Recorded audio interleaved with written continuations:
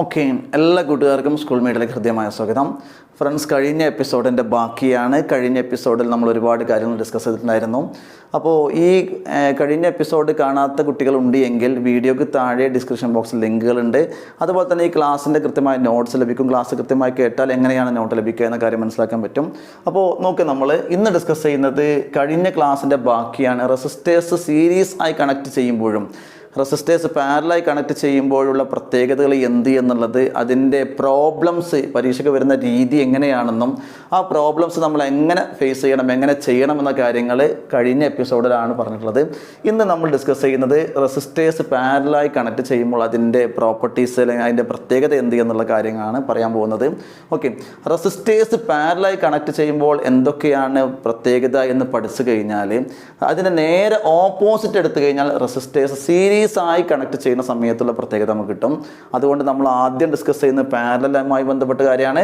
അതിൻ്റെ നേരെ ഓപ്പോസിറ്റ് ആയിരിക്കും സീരീസ് വരിക. രണ്ടും ഡിസ്കസ് ചെയ്യും. ഒന്ന് ശ്രദ്ധിക്കുക, 4 പോയിന്റുകൾ മാത്രമേ പഠിക്കാനുള്ളൂ.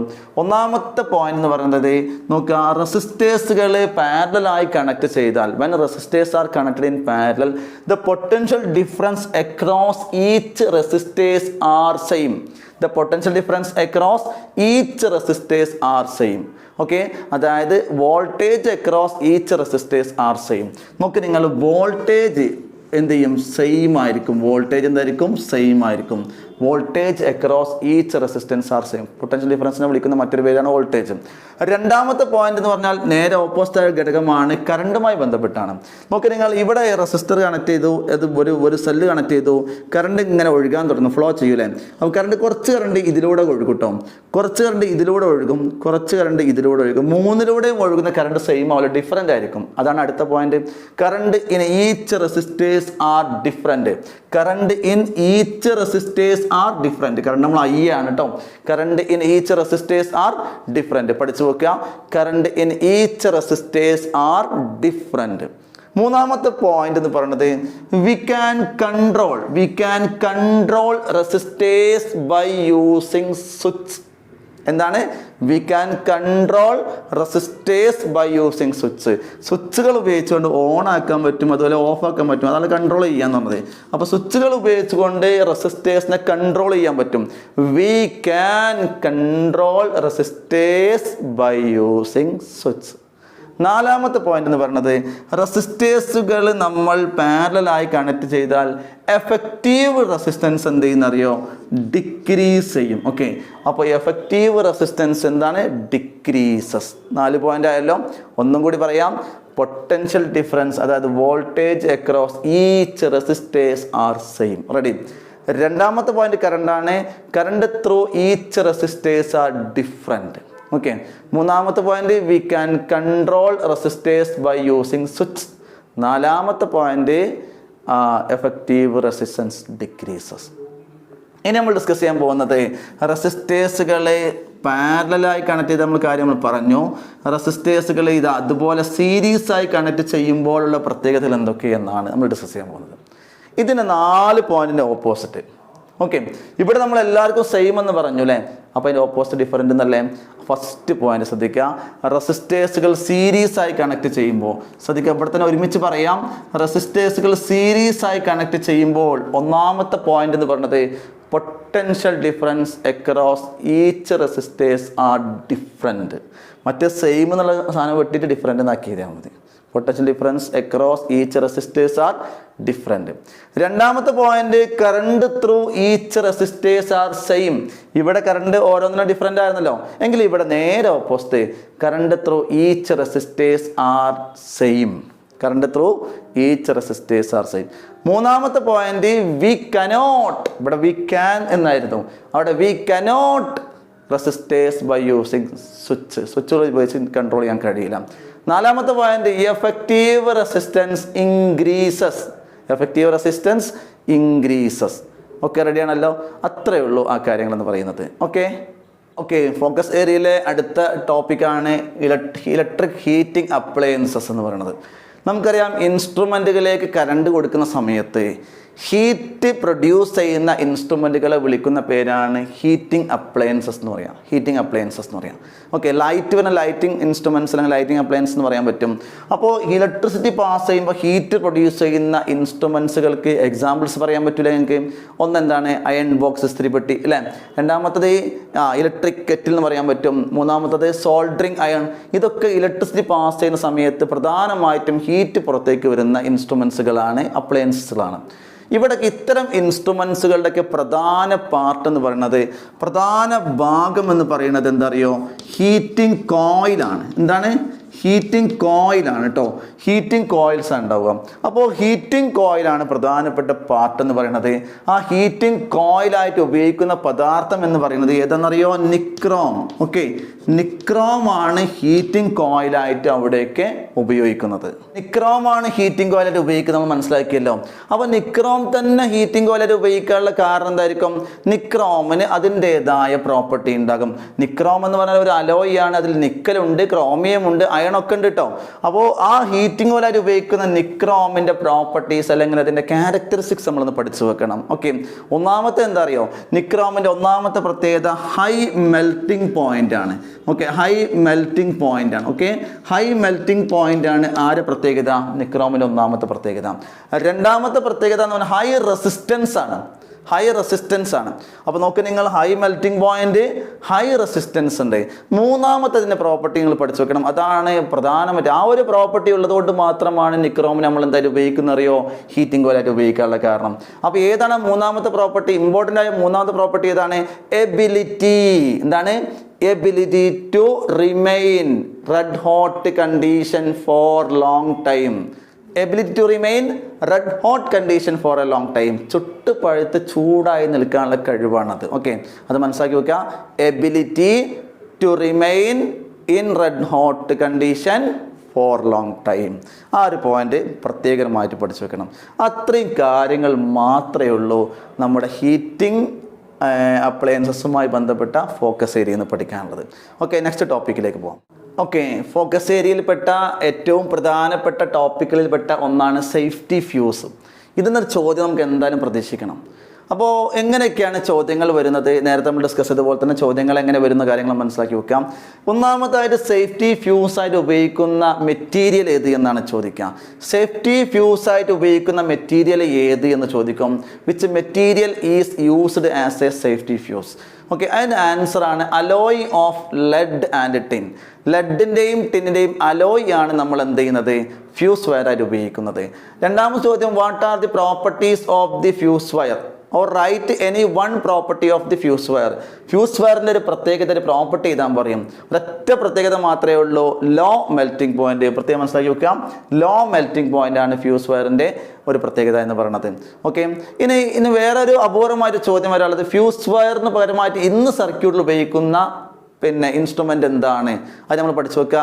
MCB miniature circuit breaker. MCB ആണ് ഇന്ന് ഫ്യൂസ് വയറിന് പകരമായിട്ട് ഉപയോഗിക്കുന്നത്. Which instrument is using in house hold wiring instead of the fuse wire എന്നാണ് ചോദ്യം വരിക. എന്താ നമ്മൾ പഠിച്ചു വെക്കുക? പകരമായിട്ട് ഉപയോഗിക്കുന്നത് ആരാണ്? MCB ആണ്. ഓക്കെ, ഇനി അടുത്തത് ഫ്യൂസ് വയറിൻ്റെ പ്രത്യേകത പറഞ്ഞു എന്താണ്? ലോ മെൽറ്റിംഗ് പോയിന്റ് ആണ്. ദെൻ ഫ്യൂസ് വയർ എങ്ങനെയാണ് സർക്യൂട്ടിൽ കണക്ട് ചെയ്യുക എന്നുള്ളത് നമ്മൾ അടുത്ത് പഠിക്കാനുള്ളത്.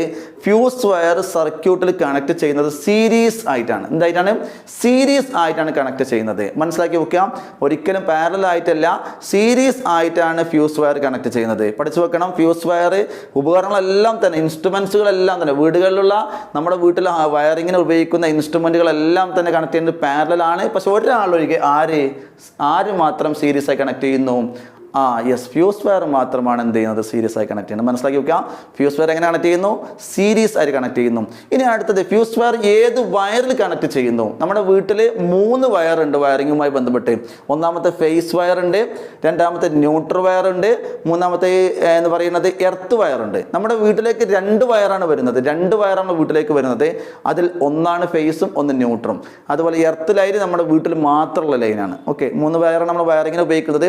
അതിൽ ഫേസ് ലൈനിലാണ് ആരെ കണക്ട് ചെയ്യേണ്ടത്? ഫ്യൂസിനെ കണക്ട് ചെയ്യേണ്ടത്. പഠിച്ചു വെക്കുക, എവിടെയാണ് കണക്ട് ചെയ്യേണ്ടത്? ഫേസ് ലൈനിലാണ് ഫ്യൂസ് വയർ കണക്ട് ചെയ്യേണ്ടത്. പിന്നീട് നമ്മൾ പഠിക്കാനുള്ളത് അതിൽ ഫേസ് വയറിനെ വിളിക്കുന്ന മറ്റൊരു പേരാണ് ലൈവ് വയർ എന്ന് പറയാറുണ്ട്. Live wire, LIVE, live wire എന്ന് പറയാറുണ്ട് ഫേസ് ലൈനിനെ. അപ്പോൾ ഇത്രയും കാര്യങ്ങൾ ഇവിടെ നമ്മൾ തുടങ്ങി. ഇനി നമ്മൾ നമ്മുടെ ഫ്യൂസ് വയർ വർക്ക് ചെയ്യുന്ന principle, which principle is using to working of the fuse wire? Fuse wire ഏത് പ്രിൻസിപ്പിളിന്റെ അടിസ്ഥാനത്തിലാണ് വർക്ക് ചെയ്യുന്നത്? Heating effect of the electric current. മനസ്സിലാക്കി വെക്കുക, ഫ്യൂസ് വയർ വർക്ക് ചെയ്യുന്നത് heating effect of the electric current എന്നുള്ള principle ആണ്. അപ്പോൾ ഇനി എന്തിനാണ്, what are the advantage of connecting fuse wire in a circuit? സർക്യൂട്ടിൽ എന്തിനാണ്, what is the importance of the fuse wire in a circuit? Fuse വയറിനെ സർക്യൂട്ടിൽ എന്തിനാണ് ഘടിപ്പിക്കുന്നത്? ഇങ്ങനെ ചോദ്യം വന്നു കഴിഞ്ഞാൽ നമ്മൾ ആൻസർ ചെയ്യേണ്ടത് to protect instruments and users from the hazards due to the short circuit and overloading. Short circuit അതുപോലെ ഓവർലോഡിങ് ഒക്കെ ഉണ്ടാക്കുന്ന ഹസാർഡ്സ്, ദുരന്തങ്ങളിൽ നിന്ന് സംരക്ഷിക്കാൻ വേണ്ടിയിട്ടാണ് ആരെ കണക്ട് ചെയ്യുന്നത്? നമ്മുടെ ഫ്യൂസ് വയർ. നമുക്കറിയാം, നമുക്ക് നമ്മുടെ ടൗണുകളിൽ അതുപോലെ എവിടെയുമുള്ള വൻ തീപിടുത്തത്തിനൊക്കെ കാരണം എന്ന് പറഞ്ഞത് എന്തായിരിക്കും? നിങ്ങൾ പത്രത്തിൽ വായിച്ചിട്ടുണ്ടാവും, ഷോർട്ട് സർക്യൂട്ട് ആയിരിക്കും. അപ്പോൾ ഷോർട്ട് സർക്യൂട്ട് ഒരുപാട് വലിയ അപകടങ്ങൾ ഉണ്ടാക്കുന്നുണ്ട്. അപ്പോൾ ഷോർട്ട് സർക്യൂട്ട് ഉണ്ടാക്കുന്ന അപകടം നമുക്ക് എല്ലാവർക്കും അറിയാം. അപ്പോൾ അത്തരം ദുരന്തങ്ങളിൽ നിന്ന് നമ്മുടെ സർക്യൂട്ടിനെയും അതുപോലെ അത് പ്രവർത്തിപ്പിക്കുന്ന യൂസേഴ്സ്, അത് ഉപയോഗിക്കുന്ന മനുഷ്യന്മാരൊക്കെ പ്രൊട്ടക്റ്റ് ചെയ്യാൻ വേണ്ടിയാണ് ഏത് ഉപയോഗിക്കുന്നത്? Fuse wire. Fuse wire is include in a circuit to protect instruments and users. ഇൻസ്ട്രുമെന്റ്സിനെയും യൂസേഴ്സിനെയും പ്രൊട്ടക്റ്റ് ചെയ്യാൻ വേണ്ടിയിട്ടാണ് എന്ത് ചെയ്യുന്നത്? ഫ്യൂസ് വയർ ഉപയോഗിക്കുന്നത്. അപ്പോൾ ചോദ്യം ഒരു, ഹൗ ഇറ്റ് ഈസ് പ്രൊട്ടക്റ്റ്? എങ്ങനെയാണ് പ്രൊട്ടക്റ്റ് ചെയ്യണത്? എങ്ങനെയാണ്? When large quantities of current flows through the circuit. നല്ല കറണ്ട് പോകുമ്പോഴല്ലേ കത്തി പിടിക്കാം. When large quantity of the current flows through the circuit at that time എപ്പോഴത് ഉണ്ടാവുക? Due to the short circuit and overloading. ശ്രദ്ധിക്കണം, large quantities of current flows through circuit due to the short circuit or overloading. The fuse wire melt and protect the instruments. Fuse wire നല്ലോണം current പോയാൽ fuse wire പെട്ടെന്ന് ഉരുകി പോകും. കാരണം low melting point ആണ്, പെട്ടെന്ന് ഉരുകി പോകും. അങ്ങനെ എന്ത് ചെയ്യുന്നു? സർക്യൂട്ടിനെ പ്രൊട്ടക്ട് ചെയ്യുന്നു. ഓക്കെ, എപ്പോഴാണ് നമ്മൾ പറഞ്ഞ ആൻസർ പറഞ്ഞു? എപ്പോഴേ large quantities of current flows through the circuit due to the short circuit and overloading. At that time fuse wire melt and prevent the hazards of the instruments. Okay, അത്രയും കാര്യങ്ങളൊക്കെ മനസ്സിലാക്കി വെക്കുക. ഇത്രയും കാര്യങ്ങളേ ഉള്ളൂ അവിടെ ഡിസ്കസ് ചെയ്യാൻ. ഓക്കെ, ഫ്യൂസ് വയറുമായി ബന്ധപ്പെട്ട ചോദ്യങ്ങളെല്ലാം കഴിഞ്ഞു. നന്നായി ക്ലാസ്സുകൾ കേട്ട് ഒക്കെ നോട്ടുകളൊക്കെ എഴുതിയെടുക്കുക. അപ്പോൾ ഇത്രയും കാര്യങ്ങൾ മാത്രമാണ് ഫ്യൂസ് വയർ ഡിസ്കസ് ചെയ്യാനുള്ളത്. അപ്പോൾ ഇതിൻ്റെ നോട്ട്സ്, കൃത്യമായ ബ്രീഫ് നോട്ട്സ് ഈ വീഡിയോക്ക് താഴെ ഡിസ്ക്രിപ്ഷൻ ബോക്സിൽ ലിങ്കിലുണ്ട്. നിങ്ങൾ ഡൗൺലോഡ് ചെയ്യുക, നിങ്ങൾ ഉപയോഗിക്കുക. നിങ്ങൾ ഈ വീഡിയോ കാണുന്ന സമയത്ത് നിങ്ങൾ ക്ലാസ്സിൽ ഇഷ്ടമായെങ്കിൽ നിങ്ങൾ ലൈക്ക് ചെയ്യാൻ മറക്കരുത്. കൂടെ ഒരു സപ്പോർട്ടിന് വേണ്ടിയിട്ട് മാത്രം നിങ്ങൾ ചാനലൊന്ന് സബ്സ്ക്രൈബ് ചെയ്യുക. ഇതിന് ശേഷമുള്ള ഓരോ വീഡിയോസ്, കെമിസ്ട്രിയുടെയും ഫിസിക്സിൻ്റെയും വീഡിയോസ് നമ്മൾ അപ്ലോഡ് ചെയ്തുകൊണ്ടിരിക്കും. ആ വീഡിയോസിൽ ഓരോന്നും മിസ്സാവാതെ ലഭിക്കാൻ വേണ്ടിയിട്ട് വീഡിയോ അപ്ലോഡ് ചെയ്ത ഉടനെ തന്നെ നിങ്ങളുടെ മൊബൈൽ ഫോണിലേക്ക് നോട്ടിഫിക്കേഷൻ വരുന്നതിന് വേണ്ടി നിങ്ങൾ ചാനൽ സബ്സ്ക്രൈബ് ചെയ്യുന്നതോടൊപ്പം തന്നെ ബെൽ ഐക്കൺ കൂടി നിങ്ങളൊന്ന് പ്രസ് ചെയ്യുക. ഓക്കെ, നെക്സ്റ്റ് ടോപ്പിലേക്ക് വരാം. ഓക്കെ, പ്രിയമുള്ള കുട്ടികളെ, അപ്പോൾ നമ്മുടെ ഒന്നാമത്തെ ചാപ്റ്ററിലെ ഫോക്കസ് ഏരിയയിലെ അവസാന ടോപ്പിക്കാണ് ഇൻകാൻഡസെൻ്റ് ലാമ്പ്. വളരെ പ്രധാനപ്പെട്ട ടോപ്പിക്കാണ് ഇൻകാൻഡസെൻ്റ് ലാമ്പ്. അപ്പോൾ ഇൻകാൻഡസെൻ്റ് ലാമ്പ് അല്ലെങ്കിൽ ഫിലമെൻ്റ് ലാമ്പ് എന്നൊക്കെ ഇത് വിളിക്കാറുണ്ട്. നമുക്ക് ആദ്യം ഈ ഫിലമെൻ്റ് ലാമ്പിൻ്റെ പാർട്ടുകളൊക്കെ നോക്കാം. എന്തൊക്കെയാണ് ഇതിൻ്റെ പാർട്ടുകളായിട്ട് വരുന്നത്? ഒന്നാമത്തേതായി നമ്മൾ കാണുന്ന ഈ പുറത്ത് കാണുന്ന നമുക്ക് എല്ലാവർക്കും പരിചയമുള്ള ഈ ഗ്ലാസ് കവറാണ് ഫസ്റ്റ് പാർട്ട്. ഗ്ലാസ് കവർ റെഡിയാണല്ലോ. ഗ്ലാസ് കവർ ഇത് നമ്മുടെ വീടുകളിലൊക്കെ ഇപ്പോൾ ഇല്ല, മുമ്പുണ്ടായിരുന്നു. ഇപ്പോൾ നമ്മുടെ വീട്ടിൽ LED ബൾബുകളൊക്കെയാണ് ഉപയോഗിക്കുന്നത്. അപ്പോൾ ഇൻകാൻഡസെൻ്റ് ലാമ്പ് എന്ന് പറഞ്ഞാൽ ബൾബ് എന്ന് പറയില്ല നമ്മുടെ വീട്ടിൽ ഉപയോഗിക്കുന്നത്. 10 രൂപേൻ്റെ ചെറിയ ബൾബ് ഉണ്ടല്ലോ, വീണ പൊട്ടിപ്പോകുന്നത്, അതാണ് ഇൻകാൻഡസെൻ്റ് ലാമ്പ്. അപ്പോൾ ഈ ഇൻകാൻഡസെൻ്റ് ലാമ്പിൻ്റെ ഒരു പാർട്ടാണ് എന്ത് പറയുന്നത്? Glass cover. 2 അതിൻ്റെ ഫിലമെൻ്റ് ആണ്. മൂന്നാമതായി ഫിലമെൻറ്റിനെ സപ്പോർട്ട് ചെയ്യുന്ന വയറുകളാണ്. സപ്പോർട്ടിങ് വയറിൽ ഉപയോഗിക്കുന്നത് കോപ്പർ ആണ്. ഇനി ഇത്രയും കാര്യങ്ങളാണ് ബൾബിൽ കാണുന്നത്. ഇനി ബൾബിൽ കാണാത്തത് ഇതിനകത്ത് ലോ പ്രഷറിൽ ഇനേർട്ട് ഗ്യാസോ അല്ലെങ്കിൽ നൈട്രജൻ ഗ്യാസോ ഫില്ല് ചെയ്തിട്ടുണ്ട്. അപ്പോൾ ഇനേർട്ട് ഗ്യാസോ അല്ലെങ്കിൽ നൈട്രജൻ ഗ്യാസോ ഫില്ല് ചെയ്തിട്ടുണ്ട്. പിന്നീട് ഇതുമായി ബന്ധപ്പെട്ട് പറയുകയാണെങ്കിൽ ഇതിനകത്ത് എയർ ഇല്ല, ഇവാക്യുവേറ്റഡ് ആണ് ഈ ഗ്ലാസിൻ്റെ കവർ എന്ന് പറയുന്നത്. ഇനി നമ്മൾ ഇതിൻ്റെ പ്രധാനപ്പെട്ട ഓരോ ഭാഗങ്ങളിലേക്കും പോവാം. ഒന്നാമതായിട്ട് നമ്മൾ ഡിസ്കസ് ചെയ്യാനുള്ളത്, പ്രത്യേകം ശ്രദ്ധിക്കുക, ഒന്നാമതായി ഡിസ്കസ് ചെയ്യാനുള്ളത് ബൾബിൻ്റെ ഏറ്റവും ഇമ്പോർട്ടൻ്റ് ആയ പാർട്ട് എന്ന് പറയുന്നത് അതിൻ്റെ ഫിലമെൻ്റ് ആണ്. ഏതാണ് ഫിലമെൻ്റായിട്ട് യൂസ് ചെയ്യുന്ന മെറ്റീരിയൽ ഏതാണ്? Which material is used as A filament in A incandescent lamp? Answer tungsten metal. പഠിച്ചു നോക്കുക, ടങ്സ്റ്റൺ മെറ്റലാണ് എന്തായിട്ട് ഉപയോഗിക്കുന്നത്? ഫിലമെൻ്റ് ആയിട്ട് യൂസ് ചെയ്യുന്നത്. അപ്പോൾ ടങ്സ്റ്റൺ എന്ന് പറയുന്ന മെറ്റൽ തന്നെ ഫിലമെൻ്റായി യൂസ് ചെയ്യാനുള്ള കാരണം എന്തായിരിക്കും? അതിന് ചില റീസൺസ് ഉണ്ടാവും. നമ്മൾ ഈ ടങ്സ്റ്റൺ എന്ന് പറയുന്ന മെറ്റലിൻ്റെ പ്രോപ്പർട്ടിയാണ് ഡിസ്കസ് ചെയ്യാൻ പോകുന്നത്. It is very important. What are the properties of tungsten filament എന്ന് ചോദിച്ചു കഴിഞ്ഞാൽ നമുക്ക് ആൻസർ പറയാൻ കഴിയണം. First one, high melting point. എന്താണ് ഹൈ മെൽറ്റിംഗ് പോയിന്റ്? ആണ് first point, high melting point. രണ്ടാമത്തെ പോയിന്റ് ഹൈ റെസിസ്റ്റൻറ്റ്. ഓക്കെ, രണ്ടാമത്തെ എന്താണ്? High resistant. മൂന്നാമത്തെ പ്രോപ്പർട്ടിയായി പറയാനുള്ളത് ഹൈ ഡക്റ്റിലിറ്റി. എന്താണ്? High ductility. High resistance, high melting point, high ductility. മൂന്നെണ്ണം പറഞ്ഞല്ലോ. നാലാമത്തെ പ്രോപ്പർട്ടിയാണ് ഏറ്റവും ഇമ്പോർട്ടൻ്റ് കേട്ടോ. നേരത്തെ പറഞ്ഞ 3 പ്രോപ്പർട്ടിയേക്കാളും ഏറ്റവും ഇമ്പോർട്ടൻ്റ് നാലാമതായി പറയാൻ പോകുന്ന പ്രോപ്പർട്ടിയാണ്. അതെന്താ നാലാമത്തെ property? Ability to produce white light in a red hot condition. മനസ്സിലാക്കുക, ability to produce white light in a red hot condition. Red hot കണ്ടീഷനിൽ വൈറ്റ് ലൈറ്റ് പ്രൊഡ്യൂസ് ചെയ്യാനുള്ള എബിലിറ്റിയാണ് ഇവൻ ഏറ്റവും ആയിട്ട് നമ്മൾ യൂസ് ചെയ്യുന്നത്. ഓക്കെ, റെഡിയാണല്ലോ. അപ്പോൾ മനസ്സിലാക്കി വെക്കണം, ഒന്നാമതായി മനസ്സിലാക്കി വെക്കണം, ഫിലമെൻ്റായിട്ട് യൂസ് ചെയ്യുന്ന മെറ്റീരിയൽ ഏതാണ്? ടങ്സ്റ്റൺ ആണ് യൂസ് ചെയ്യുന്നത്. രണ്ടാമതായിട്ട് മനസ്സിലാക്കേണ്ടത് ഫിലമെൻ്റായിട്ട് യൂസ് ചെയ്യുന്ന മെറ്റീരിയൽ ടങ്സ്റ്റൺ ആവാനുള്ള കാരണം എന്താണ്? അതിൻ്റെ പ്രോപ്പർട്ടി എന്താണ്? ഒന്നാമത്തെ high melting point, high resistance, high ductility, ability to produce white light in a red hot condition. റെഡിയാണല്ലോ. അത്രയും കാര്യം മനസ്സിലാക്കി വെക്കുക. ഇനി നമ്മൾ അടുത്ത ഓരോ കാര്യങ്ങളിലേക്ക് വരികയാണ്. ഇവിടെ എന്തിനാണ് ഇനേർട്ട് ഗ്യാസ് ഫില്ല് ചെയ്യുന്നത്? ഇനേർട്ട് ഗ്യാസ് എന്തിനാണ് ഫില്ല് ചെയ്യുന്നത്? വാട്ട് ഈസ് ദ റീസൺ, അല്ലെങ്കിൽ why does inert gas or nitrogen filled in the bulb? Okay, ഈ ചോദ്യത്തിന് ആൻസർ പഠിക്കണം. അതുപോലെ രണ്ടാമത്തത്, why does bulb is evacuated? Why does bulb is evacuated? ഈ 2 ക്വസ്റ്റ്യൻ നമ്മൾ കാണാതെ പഠിക്കണം. രണ്ടും കൂടി മാറി ആൻസർ ചെയ്യാൻ പാടില്ല. ഓക്കെ, റെഡിയാണല്ലോ. അപ്പോൾ ബൾബിനകത്ത് ഇനേർട്ട് ഗ്യാസ് അല്ലെങ്കിൽ നൈട്രജൻ ഫില്ല് ചെയ്യുന്നത് എന്തിനാണെന്നാണ് ആദ്യം പറയാനുള്ളത്. To reduce vaporization. എന്താണ്? To reduce vaporization and increase the longevity of the filament. To reduce the vaporization and increase the longevity of the filament. Longevity എന്നാൽ ലോങ് ലൈഫ്. ഓക്കെ, മനസ്സിലാക്കി വെക്കാം. Inert gas അല്ലെങ്കിൽ nitrogen fill ചെയ്യുന്നത് പഠിക്കൂ. It is the to reduce എന്ത്? Vaporization and increase the longevity. റെഡിയാണല്ലോ. അടുത്തത് രണ്ടാമത് നോക്കാം. Why does it is evacuated? എന്തിനാണ് ഇവാക്യുവേഷൻ നടക്കുന്നത്? ഇവാക്യുവേഷൻ നടത്തിയാൽ ശ്രദ്ധിക്കാം, അത് ഇവാക്യുവേഷൻ നടത്തിയാൽ എന്താണ് അർത്ഥം? എയർ ഇല്ലാതാവാനല്ലേ? എയർ ഒഴിവാക്കുന്നതിനാണ് നമ്മൾ ഇവാക്യുവേറ്റ് അറിയാം. എയറിൽ ഉള്ളൊരു സാധനമുണ്ട്. ഏതാണ് എയറിലുള്ളത്? നമുക്ക് എല്ലാവർക്കും അറിയാം. നമ്മൾ ഓക്സിജൻ എവിടെയുള്ളതാണ്? എയറിലുള്ളതാണ്. അപ്പോൾ എയറിൽ ഓക്സിജൻ ഉണ്ട്. അപ്പോൾ എയറിനെ ഒഴിവാക്കിയാൽ ഓക്സിജൻ ഒഴിവാക്കൂലേ? അതന്നെ. അപ്പോൾ to avoid oxidation and increase the longevity of the bulb. ശ്രദ്ധിക്കണം, എന്തിനാണ് evacuate? To avoid or to protect oxidation. Okay, ഓക്സിഡേഷന് സംരക്ഷിക്കാൻ വേണ്ടിയിട്ട്. Okay, to avoid oxidation it is evacuated. മാറരുത് കേട്ടോ.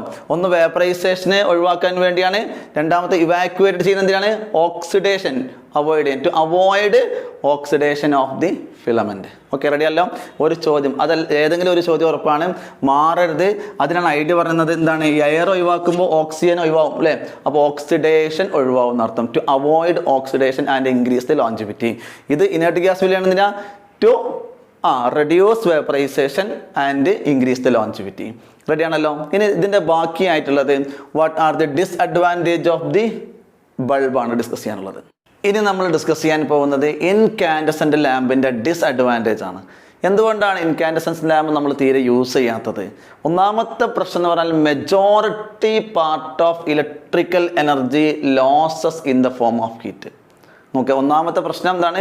Majority part of electric energy, നമ്മുടെ കറണ്ടിൻ്റെ മെജോറിറ്റി പാർട്ടും ഹീറ്റാക്കി മാറ്റിയാണ്, കുറച്ച് പാർട്ട് മാത്രം ലൈറ്റ് വരുള്ളൂ.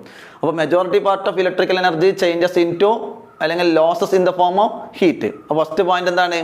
Majority part of electric energy losses in the form of heat. രണ്ടാമത്തെ point, it make shadow problem. It makes shadow problem. Shadow problem ഉണ്ടാവുന്നു. It make shadow problem. മൂന്നാമത്തെ പ്രശ്നം വെച്ച് കഴിഞ്ഞാൽ it increasing current bill. It increasing current bill. Current bill കൂട്ടുന്നുണ്ട്. നാലാമത്തെ point, longevity is very less. Longevity വളരെ കുറവാണ്, കുറച്ച് എളുപ്പം കേടൊന്നു പോകും. 1000 മണിക്കൂറാണ് ഏകദേശം ആയുസ് എന്ന് പറയുന്നത്. അപ്പോൾ longevity is very less. Okay. നാലാമത്തത് എഫിഷ്യൻസി ഈസ് ലോ. എന്താണ്? Efficiency is low. ഇത്രയും കാര്യങ്ങളാണ് നമ്മുടെ ബൾബിൻ്റെ ഡിസ്അഡ്വാൻറ്റേജ് എന്ന കാര്യം നിങ്ങൾ മനസ്സിലാക്കുക. ഓക്കെ, നമുക്കിനി അടുത്ത സെഷനിലേക്ക് പോകാം.